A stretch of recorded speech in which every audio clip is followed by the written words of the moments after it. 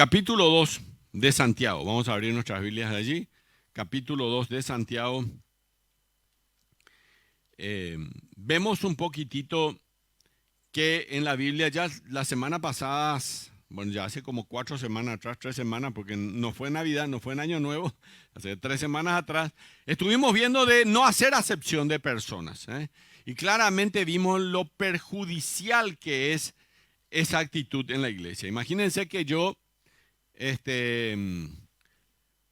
alguien venga y le salude al que está bien vestido y no le salude al otro que no está bien vestido, o por lo menos a mi criterio no está bien vestido. Le salude al que tiene esto y al que no tiene aquello, no le salude. Eso de hacer excepción de personas es tremendamente perjudicial, tremendo.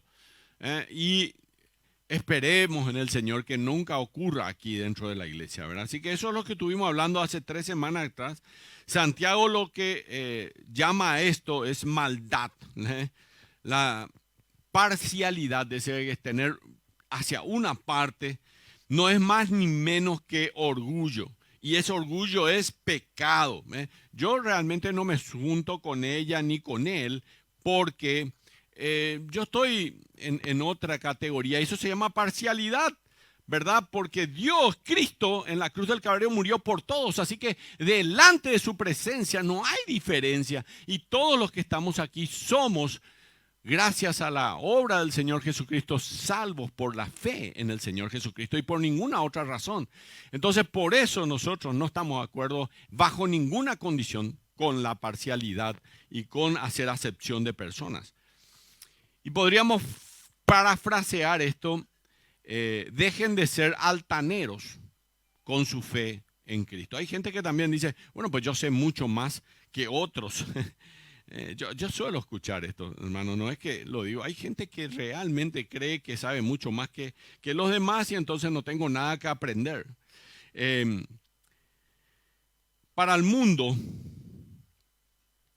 las conexiones, la imagen, el estatus, la educación, el color de piel, el tipo de trabajo, la ropa, la marca de su ropa, los accesorios, un rostro más bonito que otro, una buena oratoria y listo. Esa persona seguramente va a saber cómo trepar hasta lo más alto. Y este es el ADN de este mundo. Ese es el ADN de las normas culturales hoy. Pero el Evangelio entra en escena y derriba todas estas normas. Y Jesucristo descendió al eslabón más bajo de toda la sociedad, siendo Él el fundador del mundo, siendo Él el autor y creador de la fe. ¿Qué hizo el Señor Jesucristo? Nace en un hogar de un humilde carpintero, igual que cualquiera de nosotros nace. Y uno pensaría que el Mesías escogería un vecindario súper poderoso para nacer, pero no fue así. Él nació en un establo prestado y se crió con astillas en el carpintero en la carpintería de su papá, en medio de la madera de aquello que hacía él. Jesús luego comenzó su ministerio en Galilea.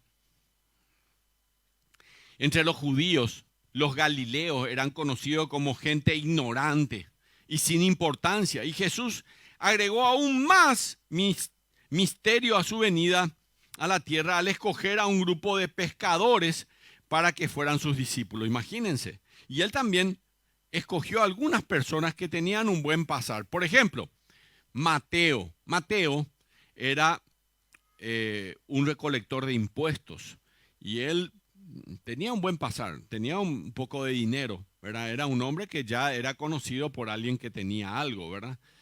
Así que el Evangelio, según Mateo, leemos un mensaje muy poco convencional. Poco, eso se habla cuando uno quiere ir a una serie en donde te hablen acerca de la autogestión, la autorrealización, volverte la persona más poderosa en este mundo, y qué sé yo, qué sé cuánto, nunca tocaría los temas que Mateo y que el Señor Jesucristo hizo. Por ejemplo, Él dijo, el primero será el último. Y yo, espera, todos queremos ser el primero. No, el primero será el último, dice el Señor Jesucristo. Luego el Señor le dijo, ¿cómo va a ser la forma de liderar? Y la forma de liderar será sirviendo.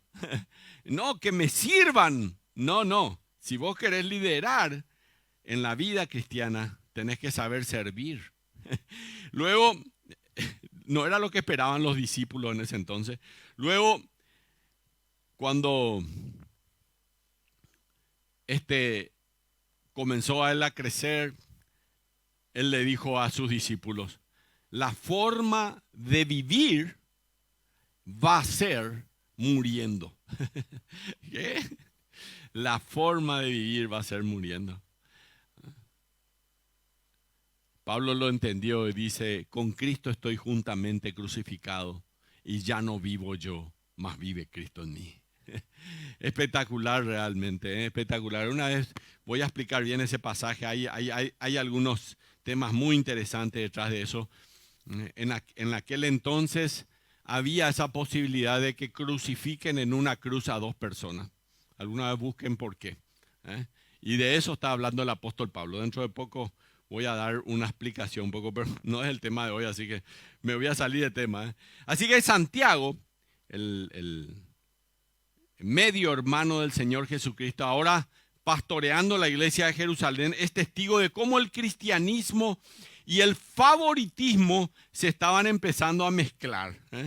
Es por eso que Santiago exhorta al creyente a vivir el evangelio, a poner su fe en práctica, y el capítulo 2 nos desafía a no dejarse extraer o elevar por la fama, por las apariencias, y a no mezclar el cristianismo con el clasicismo, el racismo y el culturalismo. Y es por eso que en la iglesia, en las personas, hay personas de distintos trasfondos, de distintas clases, pero finalmente todos en la iglesia pasamos a ser una sola clase. Dice 1 Pedro 2:9, mas vosotros sois real sacerdocio, nación santa. Ustedes, yo, no importa si venís con un zapato nuevo, uno viejo, si tenés una camisa nueva, una vieja, no importa si vivís en un palacio o si vivís en una humilde choza. La Biblia dice, mas vosotros sois, nos nivela a toditos, al mismo nivel. Vosotros sois real sacerdocio, nación santa, pueblo adquirido por Dios para que anunciéis la virtud de aquel que os llamó de las tinieblas a su luz admirable. Esa es la iglesia del Señor. Y así vamos a empezar a anotar ya algunas cosas aquí. En Cristo no hay más distinción, favoritismo ni discriminación. Nosotros debemos ser un reflejo del Evangelio de Cristo, quien no estimó ser igual a Dios y descendió a la diestra hasta lo más bajo de la montaña. La iglesia en el primer siglo y aún hasta el día de hoy lucha con este problema, como vimos en el estudio hace 3 semanas, el ejemplo de aquel rico que entra a la reunión y el pobre que entra a la reunión y la actitud de quienes les estaban recibiendo. Santiago capítulo 2, versículo 1 al 7 que habíamos dicho hace 3 semanas atrás. Y pensemos en esto. ¿Cuál es la solución que da la palabra de Dios por medio de la epístola de Santiago? ¿Cómo podemos hacer bien las cosas nosotros hoy y no llegar a ser aquello que hacen acepción de personas? ¿Cómo podemos llegar a esto? Santiago capítulo 2, abran su Biblia, versículo 8. Y vamos al primer punto, ahí va. Familiaricémonos nuevamente con el corazón de Dios. Santiago capítulo 2, versículo 8 y versículo 10, dice así el pasaje de las Escrituras. Si en verdad cumplís la ley real, ¿qué es la ley real? No sé, enseguida le voy a explicar. si en verdad cumplís la ley real, conforme a las Escrituras, amarás a tu prójimo como a ti mismo. Ya le dio una pista ahí, ¿eh? Bien hacéis. Pero si hacéis acepción de personas, cometéis pecado y quedáis convictos por la ley como transgresores. Porque cualquiera que guardare toda la ley pero ofendiere en un punto se hace culpable de todos. Miren, tremendo pasaje de la Escritura. Tienen que entender este pasaje. Muy importante. Cualquiera que guardare toda la ley y ofendiere en un punto se hace culpable de todos. Imagínense. Acá el apóstol Santiago nos va a dar una cátedra de cómo realmente no podés tener excusa. Hoy vamos a hablar a esto. Pero en primer lugar, familiaricémonos con el corazón de nuestro Dios. ¿Cómo es el corazón de nuestro Dios? Primero, el corazón de nuestro Dios no hace acepción de personas. Así como escogió para sus discípulos a pescadores, también le escogió a Mateo. Y así como en aquel entonces había personas que le ayudaban para que él siga llevando adelante su misión, así también había personas que eran de escasos recursos. Imagínense que el Señor Jesucristo terminó muriendo y al ser enterrado fue en una tumba, en la tumba de un hombre rico que era José de Arimatea. Entonces el Señor Jesucristo no solo alcanzaba a gente humilde, también alcanzaba a personas poderosas. Pero ¿qué hacía el Señor? A todos los nivelaba en el mismo lugar. Todos somos iguales. Hoy el tema es eso. Todos somos iguales delante de la presencia del Señor. Y nadie realmente puede argumentar ninguna diferencia delante de Él. Así que si en verdad cumplís, Santiago capítulo 2 versículo 8, si en verdad cumplís la ley real conforme a la Escritura, amarás a tu prójimo como a ti mismo, bien hacéis. Así que muchos han tratado de explicar lo que Santiago quiere decir, que es la ley real, ¿verdad? Pero vamos a Mateo capítulo 22, le voy a leer nada más, versículo 34 al 40, y dice así: amarás al Señor tu Dios con todo tu corazón, y con toda tu alma, y con toda tu mente. Este es el primero y grande mandamiento. Y el segundo es semejante: amarás a tu prójimo como a ti mismo. De esos dos mandamientos depende toda la ley y los profetas. Y más adelante, el Señor Jesucristo explicó esto, la definición sobre todo del prójimo, utilizando un ejemplo de un hombre necesitado, diciendo que era una oportunidad que Dios nos da de ayudarle. Y este es el mandamiento del Rey, y esto es lo que refleja el corazón del Señor. Entonces hoy estamos viendo esto. ¿Cuál es el corazón de Dios? El corazón de Dios refleja que Él es un Dios de amor, es un Dios que refleja en la obra del Señor se refleja exactamente el Dios de la obra. Y esta es la ley del Rey soberano. ¿Cuál es la ley real? Vieron acá, dice versículo 8. ¿Cuál es la ley real? Y la ley real es esta: amarás al Señor tu Dios con todo tu corazón y a tu prójimo como a ti mismo. Esta es la ley real. Y es el resumen de los 10 mandamientos. Porque si ustedes se van a los 10 mandamientos, van a ver que los primeros mandamientos es no tendrás dioses ajenos delante de ti. Éxodo capítulo 33, ¿verdad? 33. No tendrás dioses ajenos delante de ti. No tendrás imágenes, ninguna semejanza de lo que está arriba en los cielos y debajo de la tierra. ¿A quién se está refiriendo los primeros mandamientos del Señor? A este primero, que dice: amarás a Dios sobre toda cosa. Por eso no vas a tener imágenes, ni tendrás dioses ajenos delante de mí, porque me vas a amar a mí, únicamente a mí. Dios es un Dios celoso, también dice la Biblia. No lo invento yo. Dios también es un Dios celoso. Y Dios no quiere compartir el primer lugar con otros dioses. Y uno dice: no, pero pastor, yo no tengo ningún otro Dios. Para mí el único Dios es esto. Pero te voy a decir algunas cositas que demuestran que sí tenés otro Dios. Cuando de repente cualquier cosa ocupa el lugar de Dios y no venís un domingo a la reunión, es porque hay algo más importante que hacer que venir a escuchar la voz de Dios. Así que tenés otro Dios. Y cuando de repente tenés que ayudar a alguien, pero tenés una excusa para no ayudarle, porque siempre sabes que podés hacer una excusa. Este era el problema que tenían los fariseos. Los fariseos ponían excusas. Vamos a hablar en el punto 2, vamos a hablar de las excusas, pero ellos ponían excusas. Ellos tenían un término que ellos tenían en la ley judía, decía que ellos tenían que ayudar a sus ancianos, a sus abuelos, ¿verdad? Y cuando el abuelo anciano se acercaba al hijo que tenía dinero, ¿verdad? Y le pedía una ayuda, ¿me podés ayudar? ¿Qué hacían los fariseos? Decían, mira, yo tengo plata, pero esa plata realmente es para la ofrenda. No sé si vos querés que te dé, papá, esto de la ofrenda. Eso hacían los fariseos. Eran hipócritas y eso es lo que el Señor Jesucristo, le voy a leer en algún lado, pero créanme, está en la palabra de Dios eso. Eran hipócritas.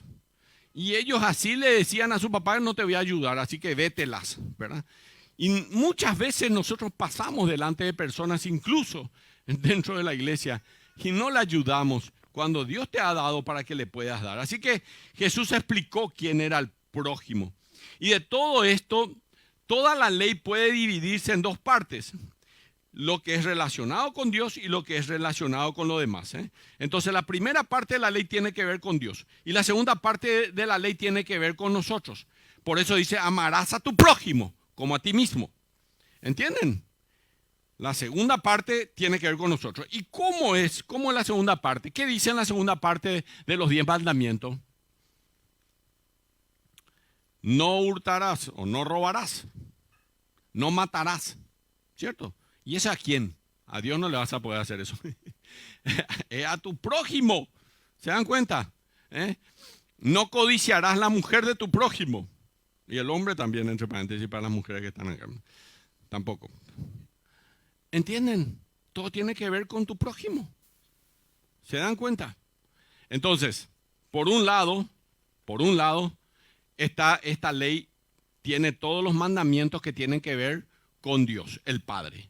Y otro lado tiene todo lo que tiene que ver con las personas. Entonces, en una sola ley se resumen la ley real que tiene 2 mandamientos, amar al Señor y amar a tu prójimo, todos los 10 mandamientos. Creo que les quedó claro, no sé si ya antes he explicado esto, pero muy importante que lo tengan en cuenta. Así que, vamos ahí. En Mateo, Jesucristo, en el libro de Mateo, ¿verdad? Jesucristo resumió toda la ley en estos 2 elementos, amor a Dios y amor a las personas. La ley es tanto vertical, amor a Dios, como horizontal, amor a los demás. Todas las demás leyes dependen de estas 2 y están conectadas entre sí. Todas las leyes o mandamientos de Dios, vamos al siguiente, ahí va, perfecto, ahí está.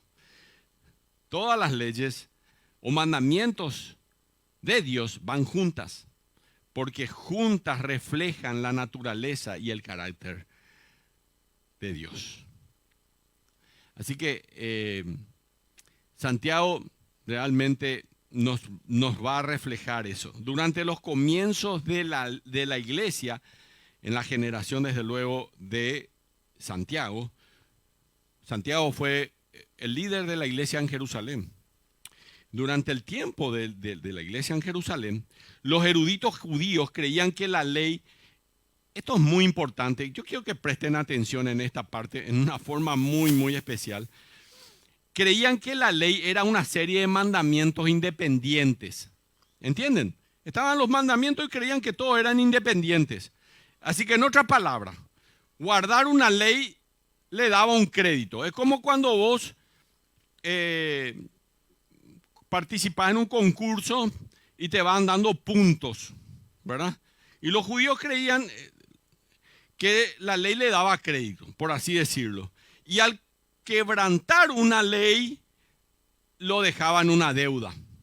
Entonces una persona podría sumar las leyes que guardaba y restar las que había quebrantado, y la idea es que al final del día uno quede en un balance positivo. Presten atención a este detalle que les estoy dando porque van a entender el resto de todo el estudio bíblico, porque entienden cómo pensaban los judíos en aquel entonces. Y eso desde luego se convirtió en una idea que le encantó a Satanás, ¿verdad? El enemigo del evangelio. Y esta idea de que Dios está sentado en el cielo con una balanza en su mano, con buenas obras de un lado y con las malas obras del otro lado, y si las buenas pesan más, entonces uno está bien con Dios. Pero quiero decirles algo, es lo que Santiago está aquí explicando, que la ley no es así. No es así. Santiago describe la ley como una cadena. Ustedes alguna vez hacen una cadena así, ¿verdad? Son eslabones. Supongo que esta cadena sea larga, ¿ok? Yo acá hasta 2 dedos nomás, así que hasta 2 manos nomás puedo hacer, así que no puedo hacer más que eso. Entonces, Santiago lo describe como eslabones. Y al romper un eslabón de la ley, al romperse uno de estos, de la ley, es romper toda la cadena. ¿Entienden? Al romper un eslabón, rompes toda la cadena. ¿Entienden? Santiago describe la ley como una cadena. Miren lo que dice el versículo 10. Miren lo que dice el versículo 10. Porque esto es importante que entiendan. Dice el versículo 10, porque cualquiera que guardare toda la ley, pero ofendiese en un punto, se hace culpable de todo. Esta es la excusa de ellos. Esta era su excusa. En otras palabras, si violamos una sola ley, ya somos culpables de romper la ley. Lo que rompemos es la ley.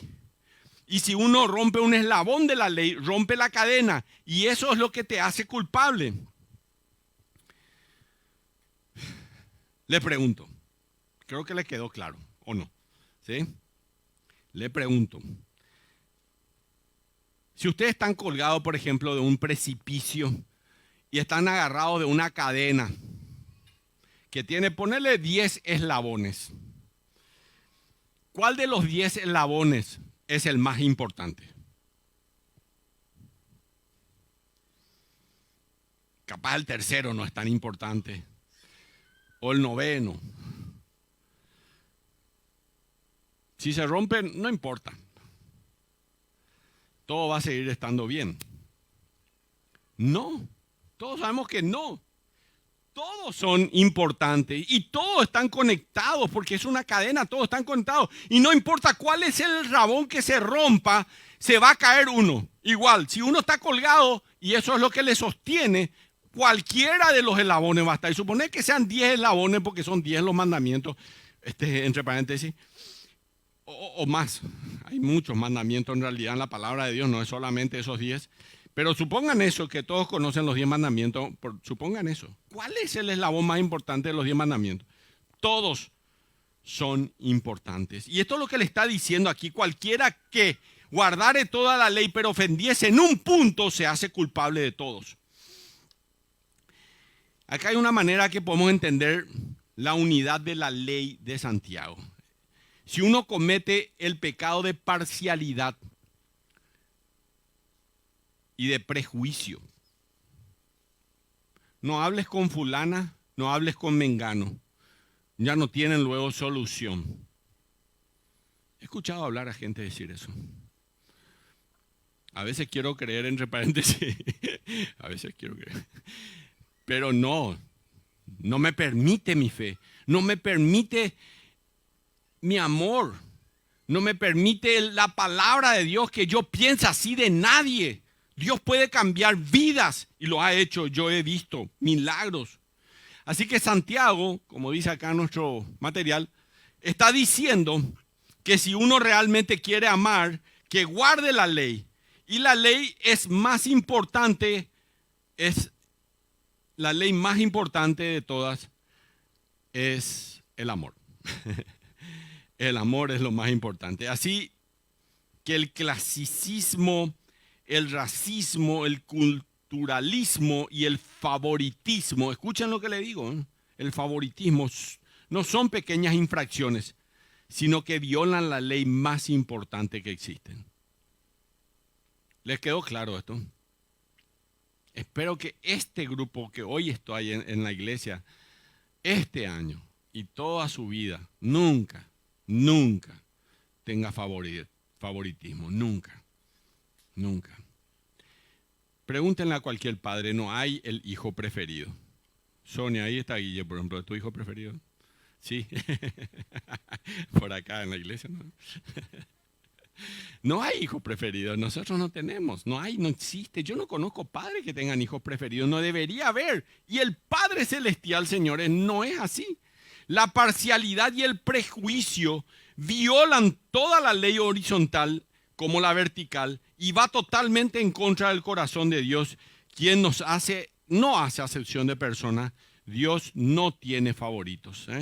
Quiero que esto le quede bien. La parcialidad y el prejuicio violan toda la ley horizontal como la vertical y va totalmente en contra del corazón de Dios, quien no hace acepción de personas, porque Dios no tiene favoritos. ¿Le queda claro que Dios no tiene favoritos? ¿Es claro?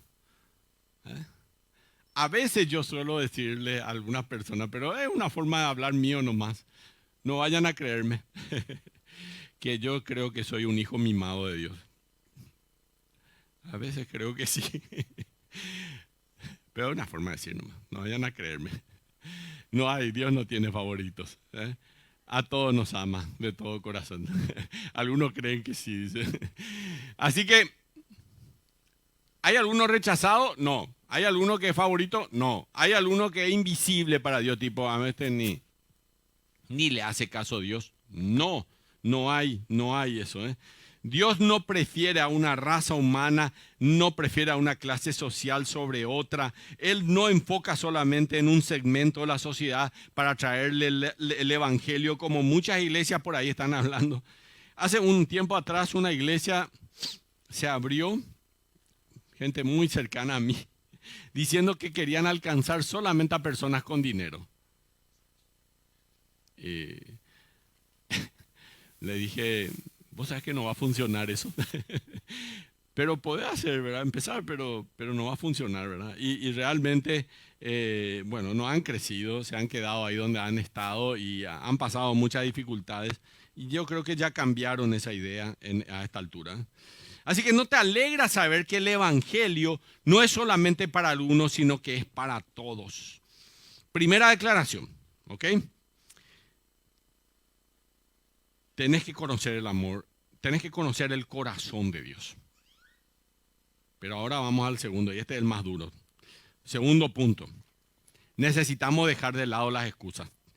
Señoras y señores, este es un tema tremendo. Santiago está anticipando a su iglesia. Santiago era el líder de la iglesia de Jerusalén. En la iglesia de Jerusalén era la iglesia más importante en la época apostólica. Algunos creen que eran el apóstol Pedro o el apóstol Juan, ¿verdad? No. El líder de la iglesia era Santiago. Vayan a Hechos capítulo 15, vayan a Hechos capítulo 16, se van a dar cuenta de que el que lideraba la iglesia era Santiago. Santiago era el que lideraba. Y él le está diciendo a su iglesia, muy bien, si podríamos haber sido más amables con el hombre pobre, pero fuimos amables con el hombre rico. Así que eso es uno de dos, 50-50, y no está mal. Miren, capítulo 2. Si ustedes van ahí, porque algunos no estuvieron hace 3 semanas y otros ya se olvidaron de este pasaje. Dice, versículo 1, hermanos míos, que vuestra fe en nuestro glorioso Señor Jesucristo sea sin acepción de personas. Qué lindo eso, ¿eh? Doy gracias a Dios que a mí me aceptaron cuando tenía apenas 15 años. Fui a la iglesia del parque en aquel entonces, y me aceptaron allí. Apenas tenía para mi pasaje y desde luego no tenía ropa de marcas de ningún tipo, ¿verdad? Porque si en vuestra congregación entra un hombre con anillo de oro, ¿se acuerdan del versículo 2? Y con ropa espléndida, y también entra un hombre con un vestido andrajoso, y miráis con agrado al que trae la ropa espléndida y le decís, siéntate tú aquí en buen lugar. Y decís al pobre, estate tú aquí en pie, o siéntate aquí bajo mi estrado. ¿No hacéis distinción entre vosotros mismos y venís a ser jueces con malos pensamientos?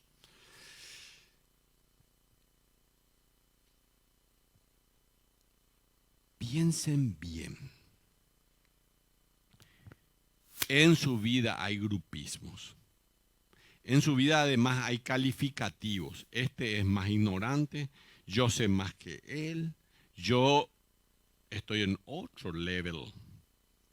Ya. Aunque no digan así, hay gente que dice entre paréntesis, pero hay gente que no dice así, pero te da a entender, ¿verdad? Discúlpame, pero vamos a invitarle a este grupito nomás aquí y a este grupito no. ¿Eh? Fuera de la iglesia es más normal, pero también pasa acá adentro. Les cuento qué pasa.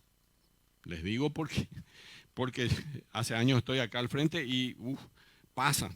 Entonces Santiago, me cambié de apóstol, dice, no tienen que ser así.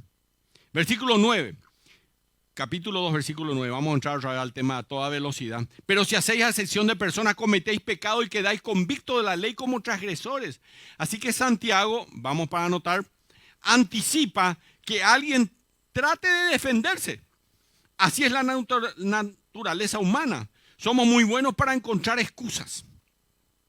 Alguien dije que tenemos millones de leyes para contrarrestar las excusas creadas por las personas que no quieren guardar los 10 mandamientos. Miren, cuando era joven, más joven,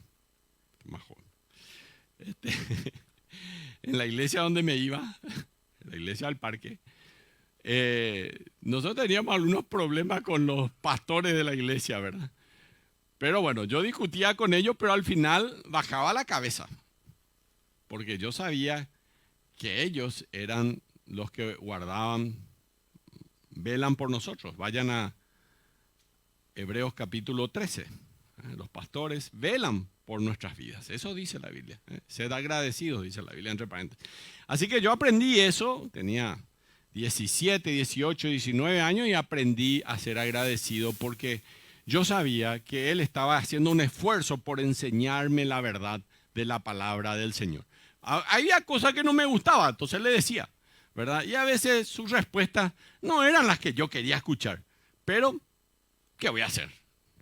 Aceptaba porque Él era, y Él sabía por qué, ¿verdad? Así que si alguna vez las respuestas mías no son las que ustedes esperaban, por un tiempo acepten y después pregúntenme de nuevo, que seguramente que puedo cambiar de opinión porque me equivoco como ser humano, ¿verdad? Santiago está anticipando las excusas. Versículo 11. El que dijo, no cometerás adulterio, también ha dicho, no matarás. Ahora bien, si no cometes adulterio, pero matas, ya te has hecho transgresor de la ley. Él anticipa. Miren, ¿cuál es la excusa para no servir a Dios? Tengo mucho trabajo. Y el pastor, por ejemplo, un tipo que poco trabajo tiene, por eso se dedica a esto, ¿verdad? Porque no tiene nada que hacer todos los días. ¿Cuál es tu excusa? Quiero decir algunas cositas sobre las excusas. Primero, que son mentiras. Media verdades, dicen algunos, pero las media verdades, ¿qué son? Mentiras. Si no servís a Dios, si no estás obrando para el Señor, si no predicas el Evangelio y no sos una persona de ejemplo en tu vida, no es porque es terrible y porque es así, es que hay un eslabón que vos podés violar. Tranquilo, voy a violar, no se va a caer el resto. Sí se va a caer. Entonces, tus excusas son excusas baratas, con mucha honestidad, ¿verdad? Santiago le está diciendo, el cual es culpable de homicidio, no se pone de pie ante el juez. Y le dice, su señoría. Supone que vos una persona, no vos. Supone que vos le mató a alguien, culpable de homicidio. Y se va hasta el juez le dice, muy bien, pónganse de pie, bueno, vamos a juzgarte, vos le mataste a alguien. Está bien, su señoría, está bien. Pues te voy a decir algo. Yo, por ejemplo, no cometí adulterio. Que están los 10 mandamientos. Y yo no cometí, y no robé tampoco. Yo maté nomás. Eso nomás dice. ¿Ok? ¿Se dan cuenta de lo que está diciendo Santiago acá? No hay pecado chiquito ni pecado grande. Cualquiera que rompe un eslabón ya ha pecado. Es lo que nos está escribiendo aquí el Santiago realmente. Espero que les quede claro esto, porque para mí fue muy difícil entender, pero al final cuando me di cuenta que yo era uno de los que necesitaba entender esto. Y esta es la naturaleza del hombre. Dígale a alguien que es pecador porque murmuró. Acá en la iglesia es difícil decirle a alguien que es pecador. Todos son medio santitos, así que no hay por qué, ¿verdad?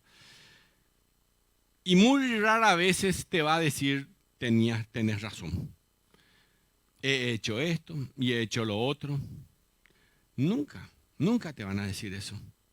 Ellos te van a decir, ¿vos crees que yo soy una mala persona? Yo nunca robé, yo nunca maté, ni al mosquito. Pero capaz cayó en adulterio, fornicación y un montón de otras cosas, ¿no? Santiago aquí emplea una terminología judicial. Un sistema judicial no le va a decir a un ladrón culpable, ¿sabes qué? Hay más de 100 crímenes posibles. Y esos 100 crímenes vos no cometiste. Así que te vamos a dejar nomás libre, ¿verdad? Porque vos 100 crímenes no cometiste, pero ese uno que cometiste no importa. No va a hacer eso un juez, ¿verdad? Y el problema del corazón del hombre es que nosotros miramos al clasicismo, al racismo y racionalizamos nuestras excusas. Te voy a contar, no puedo nomás. Yo realmente quiero, pero no puedo nomás. Ese nomás es mi problema. Por eso nomás que hago esto o hago aquello. No voy a comenzar a decir todas las cosas porque le voy a hacer poner rojo a unos cuantos acá. Yo suelo enviarle un mensaje a los hermanos. Suelo ya animarles. Y algunos me dicen, pastor, yo quisiera estar el domingo ahí en la iglesia, pero yo sé que va a estar bueno, pero tengo algo nomás. En realidad es no quiero. Es no quiero. O el pastor un gran tecorí, vuelvo a decirle, y viene todos los domingos, o ustedes sus excusas son grandes mentiras. Y entonces cada uno hace lo que quiere, no el compromiso que tomó delante del Señor. Eclesiastés capítulo 5 dice, si alguno hace promesa a Dios, no tarde en cumplirlas. Cumple lo que prometes, porque Dios no se agrada de los insensatos. Eso dice Eclesiastés capítulo 5. Mejor es que no prometas antes que prometas y no cumplas. Eso dice la palabra de Dios. Y he visto a muchos de los que están aquí sentados ponerse de pie y decir, Señor, yo me entrego a ti, Señor. Levanten la mano quienes se quieren entregar al Señor. No ahora, no. Y hay 500 que levantan la mano hasta que salen de esa puerta y parece que acá hay una atmósfera que hace una diferencia, ¿verdad? Y que acá estamos todos muy santos, pero puras excusas después porque somos rápidos y somos mentirosos. Somos mentirosos. Nos llenamos de excusas. Yo también, entre paréntesis, no quizás con la iglesia, pero con otras cosas. El problema del corazón humano, señores. Y Santiago dice, ahí vamos otra vez buscando excusas. Así que Santiago, vamos a mirar esto, está probando cuán pecaminosa es la parcialidad al compararla con el adulterio y el homicidio. Es decir, hacer acepción de persona parece un virorei, pero jamás yo no maté a nadie. Por favor, espera. ¿Vos le conocés a fulana y a fulanito? Esos sí son pecadores. Ese anda mal en esto y anda mal en aquello. Este hace esto, hace aquello. Pero por favor, pastor, yo no hago eso. No, yo no te estaba hablando de los demás, te estoy hablando de vos, ¿verdad? Eso es lo que le está diciendo Santiago acá. Entonces, francamente, el punto que él quiere dejar en claro es que el pecado es pecado. Y cualquier pecado, como todas las excusas que pones, es tan pecaminoso como cualquier otro pecado.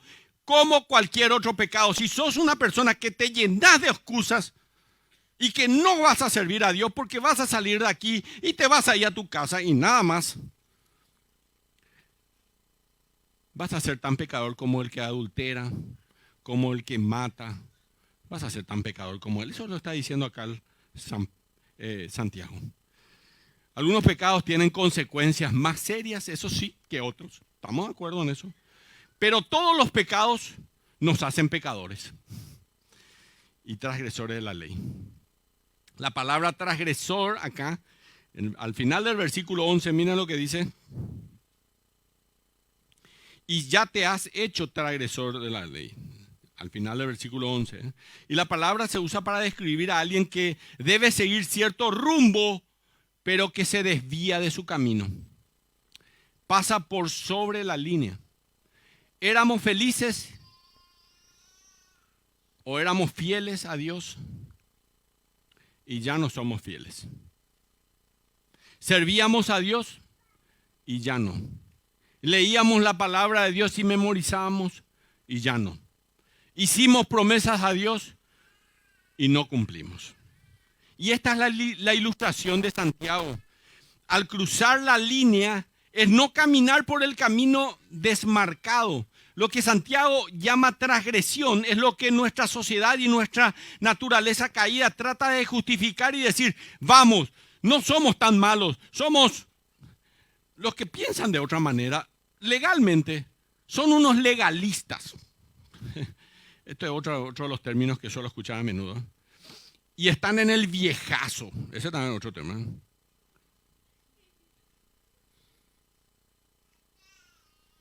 Y generalmente se van de la iglesia y buscan iglesias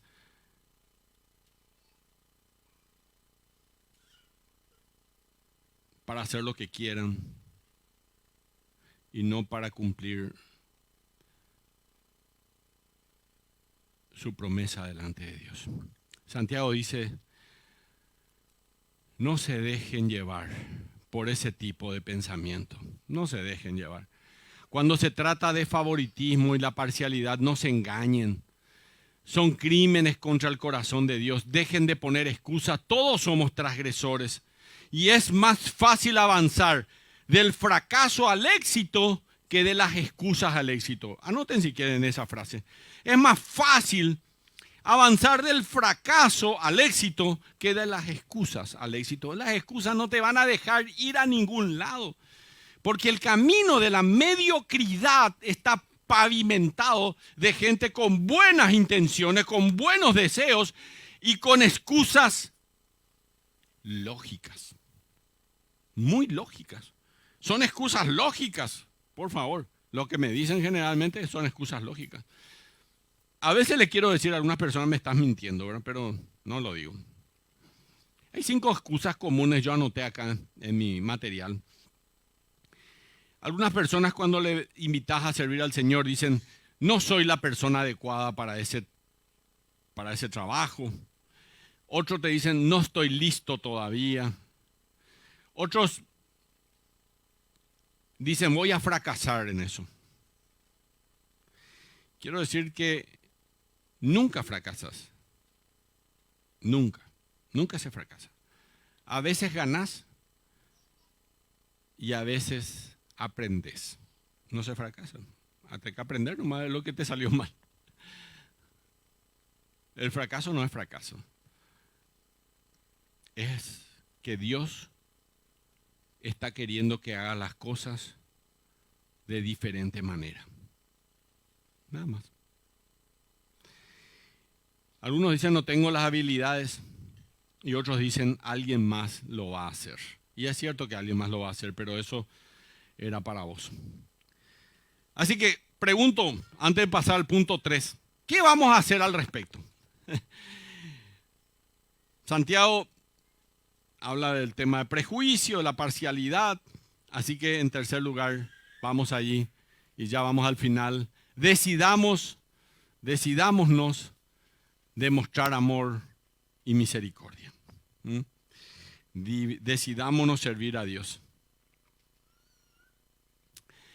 Versículo 12 dice, así hablad y así haced, como los que habéis de ser juzgados por la ley de la libertad. Y entonces, el antídoto contra el favoritismo es recordar que un día vamos a rendir cuentas ante el Creador. Un día vamos a rendir cuentas ante aquel que nos salvó, aquel que nos redimió, aquel que murió por nosotros en la cruz del Calvario, aquel que nos dio la libertad de ser sus hijos, de ser sus siervos, y nos dio la capacidad de demostrar la naturaleza del Padre, la naturaleza de Dios a través de nuestra vida hacia otros para que lo vean. Dios nos dio eso. Tenemos que demostrar el amor al Señor. Y para demostrar el amor a Dios, tenés que saber que el Señor dice así: si alguno quiere venir en pos de mí, niéguese a sí mismo. Cuesta, señores, porque el orgullo es muy fuerte en nosotros. Y es doloroso vencer a eso, pero hay que vencerle. Así que crea sin dudarlo que el creyente que vive como un esclavo de la voluntad de Dios va a experimentar la mayor demostración de libertad posible. Así que creo que la sumisión a la voluntad de Dios trae la mayor medida de gozo posible. Quiero decirlo que lo creo de corazón. Es imposible sentir más libertad, lo digo de corazón, para aquellos que todavía quieren tener un pie en el mundo y otro pie en la iglesia. No funciona. O estás con los dos pies en el Señor, o te vas al mundo y estás con los dos pies en el mundo. No hay forma de hacer. Así que la sumisión a la voluntad de Dios trae la mayor medida de gozo posible. Gozo de verdad, no un gozo pasajero. Es imposible sentir más libertad que cuando uno dice: Señor, voy a obedecerte y voy a hacer lo que tú quieres que haga. Y si tu voluntad es que deje de lado lo que sea, las excusas, por sobre todo la parcialidad, por ese es el pasaje, para con lo demás voy a hacerlo. Y me gusta mucho el versículo 12, porque miren lo que dice: así hablad y haced. Me gustan esas dos palabras. Primero, hablad así. Hablad así. No voy a hacer esto, sí voy a hacer esto. Gloria al Señor, la gracia al Señor. Hablad, señores, nuestras palabras tienen que ser altamente poderosas y positivas para alentar a las personas y a nosotros mismos. Y después dice: así haced. Son imperativos, es decir, así hablad es una orden. Y así haced es otra orden. Así que siga haciendo esto, siga hablando así y no te detengas, siga adelante, solo hazlo. Déjate de excusas y haz las cosas como tenés que hacer. Versículo 13. Porque juicio sin misericordia se hará con aquel que no hiciere misericordia, y la misericordia triunfa sobre el juicio. Este está más difícil todavía, este versículo dicen algunos. No vayan mal entender este versículo. No está diciendo que uno puede ganarse misericordia, porque si uno lo pudiera ganar, entonces no sería ya una misericordia, ¿verdad? Santiago simplemente está dando dos grandes verdades aquí. La primera verdad es esta: el mundo conocido por su falta de misericordia, porque el mundo es falto de misericordia, será juzgado sin misericordia. Y no habrá misericordia en el juicio del gran trono blanco, será demasiado tarde. El mundo que se ha dividido a sí mismo en clases y categorías y que se maneja con parcialidad y orgullo y poder, el mundo que ha trazado una línea y ha dejado a Dios fuera de ella, un día va a ser juzgado de la misma manera y todos estarán en la misma clase. Todos ellos serán condenados para siempre. Pero para el creyente que ha aceptado a Cristo como su Salvador personal, la misericordia triunfa sobre el juicio. Nos vamos a enfrentar al juez, señores, un día. Nos vamos a enfrentar al juez. Y cuando yo esté delante del Padre, hoy Jesucristo es el Salvador. Mañana va a ser el juez. Y cuando yo esté delante del juez, Él ya habrá pagado en la cruz el precio de mis pecados.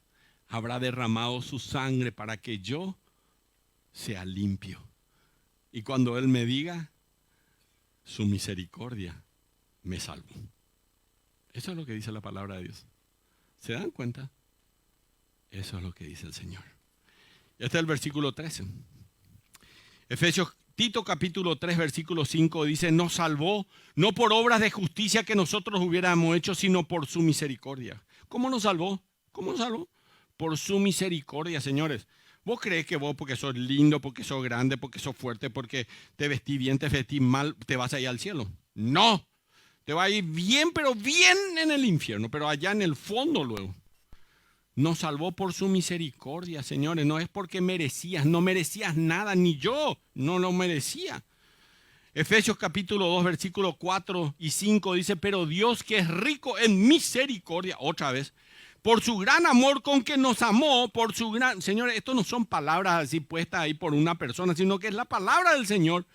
Dios es rico en misericordia. Y por su gran amor con que nos amó, aún estando nosotros muertos en pecado, nos dio vida juntamente con Cristo. Por gracia sois salvos. Por eso somos salvos, señores. No es por nada más que por su misericordia. No hay otra cosa. En nosotros, los que somos de Cristo, la misericordia ha triunfado sobre el juicio. Y un día seremos hallados en un solo grupo, una sola clase.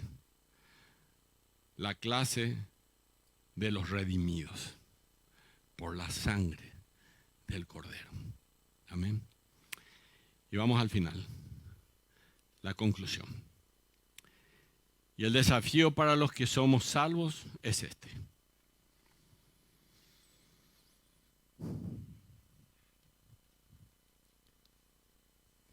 Como ya hemos recibido la misericordia de Dios, lo mínimo que podemos hacer es dejar las excusas afuera, señores, y demostrar a los demás la misericordia del Señor. No sé cómo va a ser tu nuevo año, pero en un reel que puse Albert Einstein decía, si hace todas las cosas igual este año, no vaya a esperar ningún cambio. Así que si vos decís, todos los domingos voy a venir ahora y va a ser igual a como viniste este domingo, pero no estás dispuesto a hacer nada más que eso, entonces no esperes ningún cambio. Vas a seguir igual. No esperes, va a ser lo mismo. Como ya hemos recibido la misericordia de Dios, lo mínimo que podemos hacer es demostrarla a los demás. Y el desafío es este. Para los que somos salvos. Familiarizarnos nuevamente con el corazón de Dios. Decime si no necesitas y no necesito yo. Señor, tu misericordia es gracia. Gracias a ti, Señor, tu paz, tu gozo, la vida abundante. Familiarizarte de nuevo con el corazón de Dios. En segundo lugar, el más importante para hoy, dejemos de lado las excusas. Dejemos de lado las excusas, no sé. Escribime si querés 1 hora, 2 horas, así largo, 20 páginas, lleno de excusas, pero hoy decidí hacer algo para el Señor. Y en tercer lugar, decidamos demostrar amor y misericordia a todo el mundo. Decidamos demostrar amor y misericordia a todo el mundo. Ningún cristiano, queridos hermanos, que está lleno de excusas, podrá nunca resolver a cabalidad sus conflictos. Vuelvo a repetirte a vos. Ningún cristiano que está lleno de excusas podrá nunca resolver a cabalidad sus conflictos. Por eso es de los mayores baluartes del hombre. Los mayores baluartes del hombre son la verdad. La verdad, no, las excusas son mentiras. La verdad y la justicia. Y esos valores son los que en realidad se deben, no debemos perderlos. Son los que en realidad se deben temer perder. Debemos aprender, con esto les dejo, a que nos tiemble la voz cada vez que vamos a dar una excusa. Y nuestra responsabilidad, porque simplemente es nuestra responsabilidad, porque simplemente la excusa agrava la falta. Los mejores años de tu vida son los que vas a decidir que tus problemas son tuyos y no vas a más a dar excusas. Y no culpes a tu mamá, no culpes a la economía, no culpes al presidente de la República. Te das cuenta que vos controlás tu futuro, te das cuenta que vos controlás tu destino. Pero la mala noticia es que el tiempo vuela y la buena noticia es que vos sos el piloto a cargo. No te estrelles. En estos días hubo uno ahí hacia Luque y San Bernardino, uno que se estrelló. La mala noticia es que el tiempo vuela. La buena noticia es que vos sos el piloto. Las excusas se usan para no confrontar la realidad. Y aquí tenés nuestras metas. Tienen todo ahí en sus manos las metas, ¿sí? ¿Tienen? No sé dónde dejé yo el que tenía acá. No sé si hay todavía de estos para algunos que llegaron tarde. Todos tienen, ¿verdad? Todos tienen. Bueno, si todos tienen, genial. ¿Hay alguna forma de sabotear tus metas? Escuchad lo que voy a decir, con esto termino. Ya nos estamos preparando para cantar una canción así, bien para el corazón. Perdón. ¿Hay alguna forma de sabotear tus metas? Y la mayoría de las personas hacen uso de excusas por diferentes razones. Primero, y más importante, no sé cuál es más importante, todas son importantes.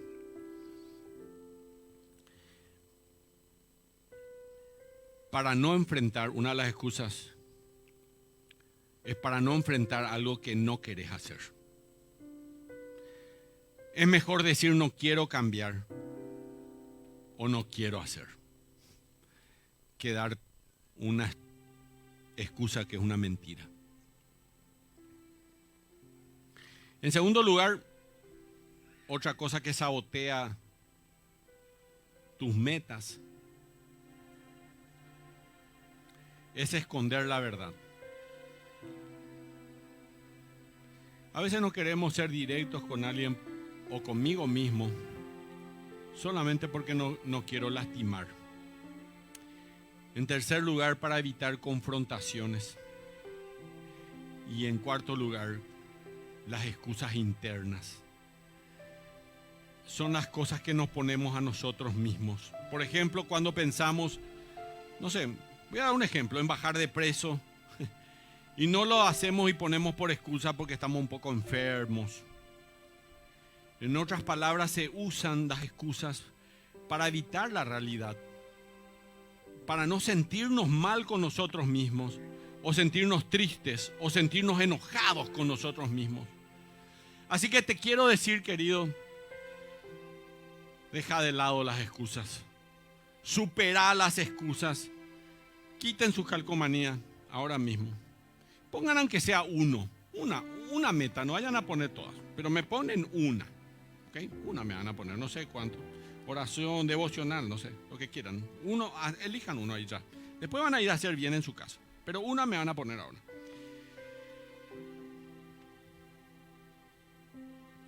Y decidan estar, miren lo que le voy a decir, decidan estar en los próximos 5 estudios bíblicos que vamos a hacer, y decidan estar en los próximos 5 grupos pequeños. Y luego de terminar de poner sus metas, peguen sus metas en un lugar visible, oren cada día por sus metas este año y dejen de lado las excusas. Vamos a ponernos de pie. No sé cuál ya pusieron, pero quiero orar. Quiero que tengan su meta en sus manos así, por favor, en sus manos. No lo alcen así, pero tengan en sus manos. Yo cuando hago así es para que vean nomás, no es que tienen que alzar. ¿Ok? Tienen acá en sus manos, ¿sí?, sus metas. Vamos a orar al Señor. Vamos a decirle así al Señor: Padre bendito, acá en mis manos tengo mis metas. Todavía no están todas, Señor, pero voy a ir a colocarlas. Quiero hacer una diferencia este año, Señor. Quiero que mi vida se convierta en aquello que tú sueñas, Señor. Quiero hacer una diferencia para la gloria de tu nombre, para mi familia, para mis hijos, para mis hermanos, para mis padres, para mis amigos, para mi trabajo. Quiero ser diferente, Señor. Quiero una diferencia en el área espiritual que refleje la luz de Cristo. Quiero, Señor, una diferencia en el área personal para que, Señor, yo pueda lograr lo que tú quieres para mi vida. Una diferencia en el área familiar para dar testimonio, no solamente dentro de mi casa, sino aquellos que son mis familiares, Señor.